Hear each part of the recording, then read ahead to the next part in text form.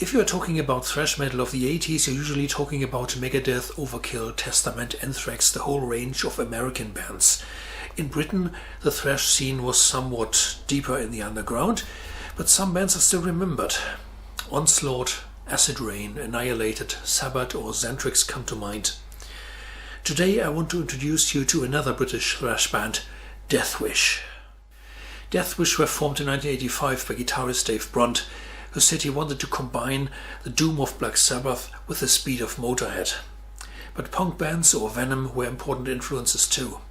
He found singer John Van Dorn and after trying several bass players and drummers, settled for Stuart Ranger and Brad Sims to complete the lineup.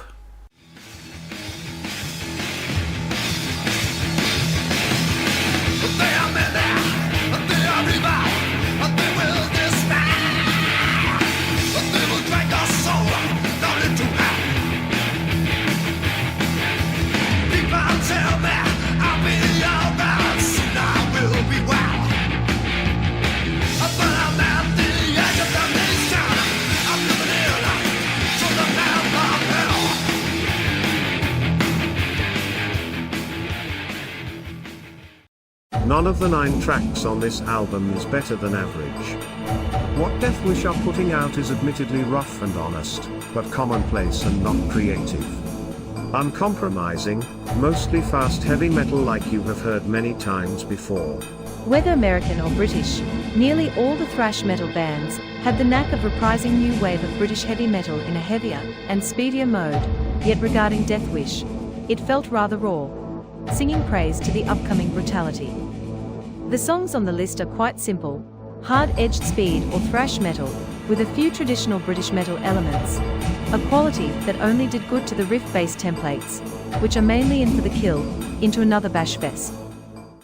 After recording a demo tape, Deathwish signed right away with the first label who offered them a deal, Metalworks. That rushed decision turned out to be a bad idea.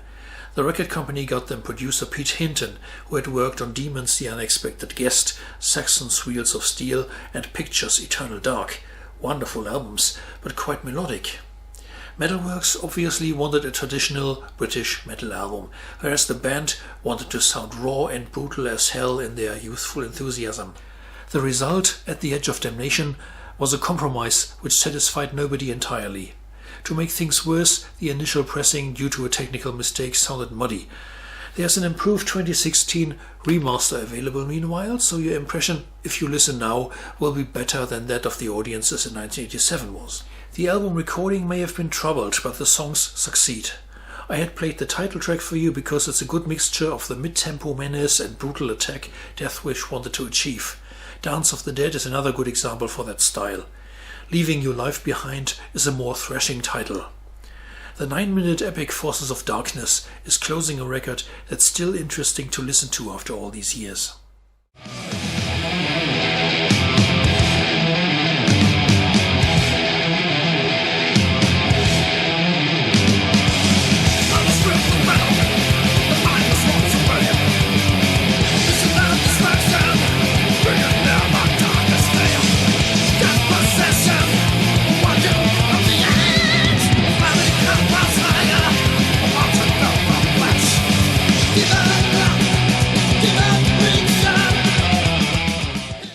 The second long player is a positive surprise.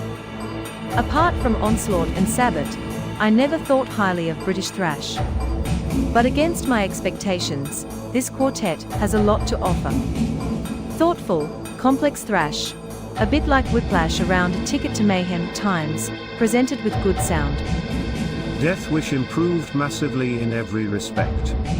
Compared to the debut, the speed was increased, and the riff-oriented guitar is precise to the point.